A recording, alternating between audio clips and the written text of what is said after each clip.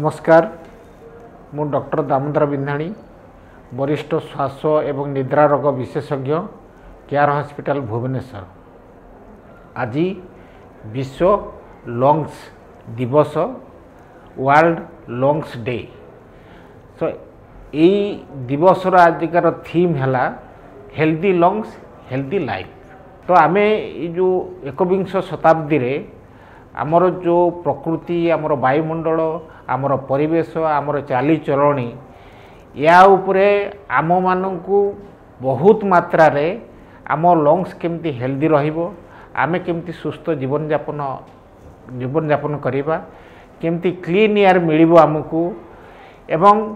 Absolutely जेमती tobacco सिजेशंस जो campaign ताकू केमती आमे प्रमोट करिबा आउ आमर ए लंग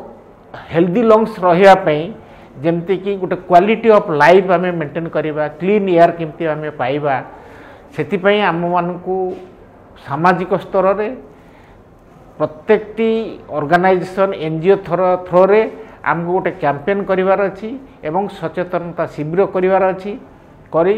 आम मानक भितरे गोटे हेल्दी लंग्स केमती प्रोटेक्ट कराबो, छोट पिला मानकू केमती हेल्दी लंग्स विषय आम डिस्कशन करिवा, सचेतनता केमती वृद्धि करिवा, जेमती कि छोट मोट जमी इन्फेक्शन हो गला परे आम माने टिके नेग्लेक्ट करू सेमती न करिवा एवं यार गोटे ये जो इम्प्रूव एक्सेस जो इनहेलेशन थेरापी आम केवल टैबलेट उपर आम बेसी डिपेंड करवानी, कारण टैबलेट रो बहुत पार्श्व प्रतिक्रिया अच्छी। आम केमती इनहेलेशन थेरापी को केमती प्रमोट करिवा,